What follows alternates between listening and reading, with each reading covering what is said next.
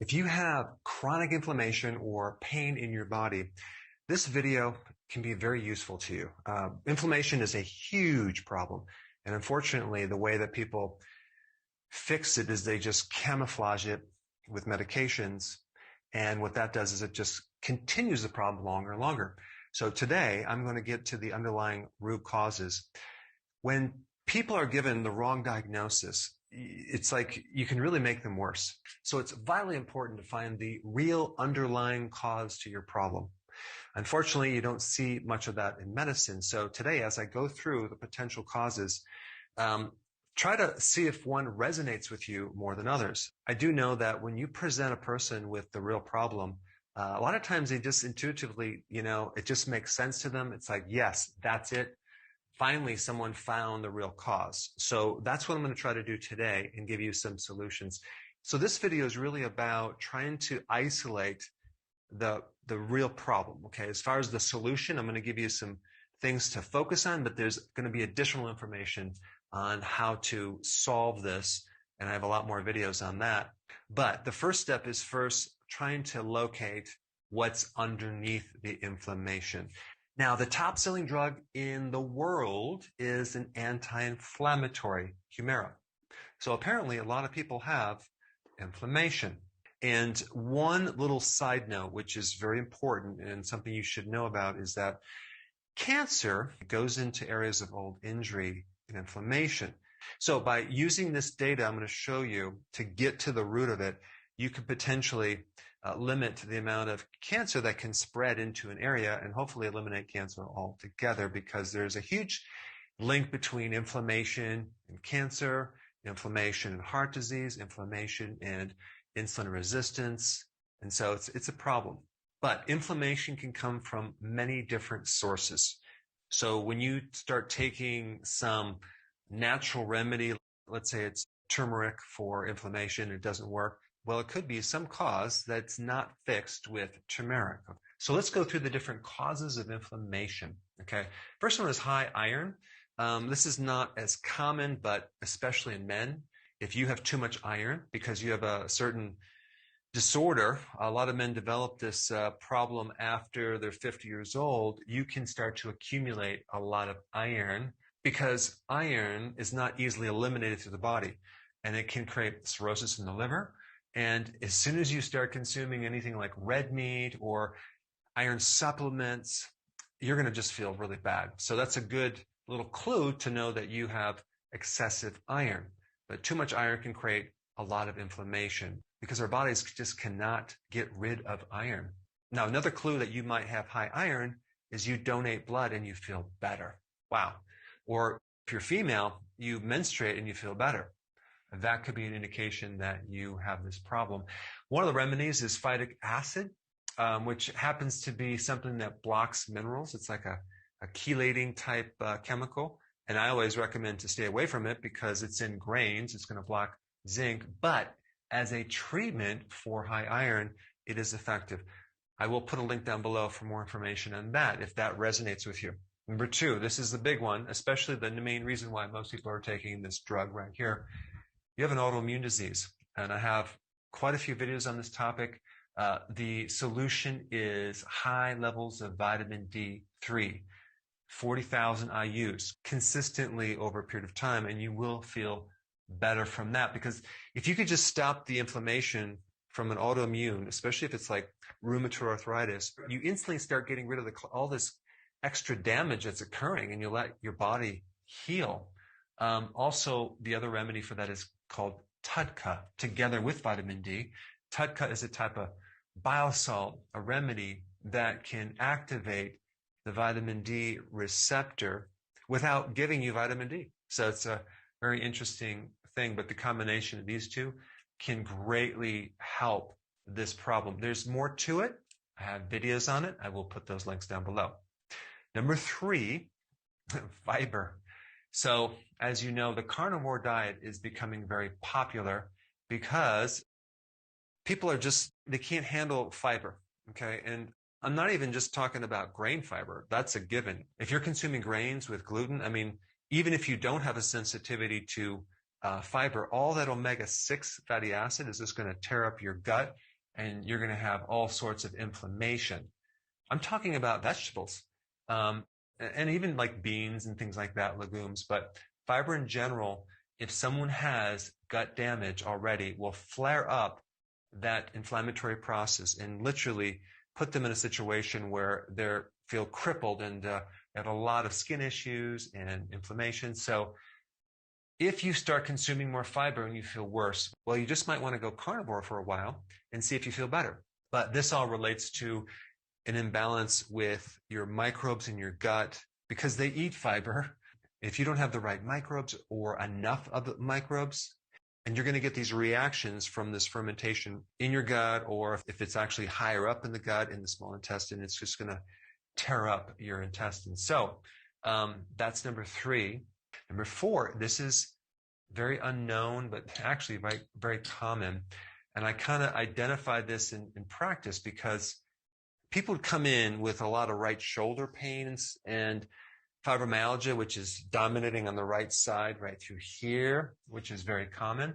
And as you pull the string to try to find out what's underneath it, the bile ducts usually are jammed up with bile sludge, or the entire gallbladder is just sluggish for various reasons, in which case all that pressure is going to back up and cause pressure through the plumbing up to your liver, and which is going to refer pain all the way through here, sometimes back over through here to the rhomboid or this muscle right here. You'll get therapy, you'll get treatment, you get medication, but unless you really understand this and fix it, boy, that problem is not going away. So the remedy is TUDCA, okay? I already mentioned that over here. It's a simple remedy. It can thin the bile. Okay, now everything drains and you get instant relief. And yes, you need to change your diet. I have videos on that.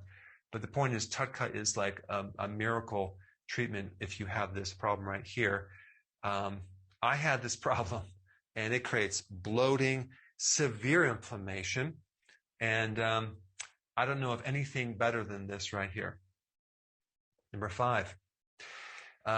This is kind of a general thing that's very common. You just get a lot of bloating, a lot of digestive bloating because you ate out a lot at restaurants, which is loaded with the omega-6 fatty acids, or you're just eating regular foods with a lot of soy oil, corn oil, fried in unsaturated fatty acids. Boy, that will just tear up your gut too. There's a great test. You can see it in a home test, and I'll put that link down below, that you can actually measure the ratios of omega-3 to omega-6 fatty acids, and you would be surprised how many people are very heavy on the omega-6. So not just avoiding like some of the salad dressings, but just don't go out to eat for a while and you will see a great improvement. But things like chicken is very high in omega-6 fatty acids. You might be better with the grass-fed, grass-finished beef because that's lower in omega-6 fatty acids. All right, number 6, you just had antibiotics, or you have a history of antibiotics, which creates an imbalance in your gut and even inflammation that can lead to scarring in your gut, which will lead to malabsorption. So if you're in that situation, you're the type that will take these vitamins and nutrition and it just nothing works because the lining on your colon is scarred. And that also occurs with a combination of eating a lot of grains, like myself, which just tears up the colon. And then you have this altered microbiome. You may benefit from fermented foods, okay, or more probiotics. However, if you get worse, then you have to avoid these prebiotics for a while. And if you have SIBO, which is these microbes in your small intestine, and you'll know if you even take a probiotic, if you feel worse with the probiotic, okay, or with this fiber or fermented foods, boy, that's just going to bloat you more. And then you're going carnivore for a while. So there's a bit of complexity by trying to sort that out. But if that's your problem, I have a video for that too. Number 7, let's say you have low back pain. This is the first place where a low vitamin D shows up. So how do you know if this is connected? Do you do an x-ray for this? Do you do a blood test? Yes, you can do that.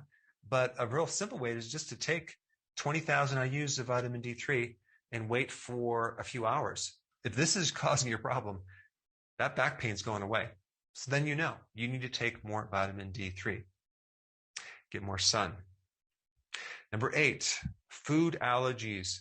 Now, of course, gluten is at the top of the list, but a lot of people are consuming like dairy they're allergic, nuts, egg. There's common ones and there's non-common ones. So, well, this is one of those things you can diagnose it by rotating your eating, start avoiding certain foods, see if you feel better, see if there's less bloating, see if there's less reaction to your skin, so you can kind of isolate and then get a test to see what food allergies you really have. One way to correct an allergy, both seasonal and environmental, is to do periodic prolonged fasting. That actually will fix your immune system. I have videos on that too. Okay, so infection. It's number 9. Let's say there's a deep infection in your body from an infected tooth that you have that you have no idea that's connected. If you had a lot of dental work and then all of a sudden notice problems after that, that could be why. There's a lot of connection between dental work as well as root canals, and then you get this systemic infection that can affect your joints as arthritis. You can also have a latent infection from like an Epstein-Barr virus. A latent infection is a virus that goes dormant and then it waits there till you're old and stressed out, and then it comes out and kicks your butt. So that usually shows up in kind of like lethargy, chronic fatigue syndrome, fibromyalgia, and not necessarily a full-blown infection. But the key thing with this is stress, okay? If you notice a lot of problems that occur after some stress event, usually it's a big stress, then you're going to have to do whatever you can to get rid of that stress, because all the oregano oil that I recommend for this infection will not help you, because the stress activates cortisol. Cortisol puts your immune system into a state of paralysis. You have no immune system when you're under stress. It allows autoimmune diseases to occur as well. But in general, I recommend a natural antibiotic, which also has antiviral properties. Like oregano oil is great for fungus, yeast, candida, virus, and bacteria. But there's other things you can take too, like garlic, thyme, sage. There's quite a few. Now, what about COVID, like the long haulers, this COVID infection you have, and now you have this chronic inflammatory condition? Well, that applies to this too, but there's some extra things I'm going to highly recommend for this as well. And I did a whole video on it. I will put that down below. One really important nutrient to take if you've noticed you have this problem after COVID is vitamin B1, and you need large amounts over a period of time.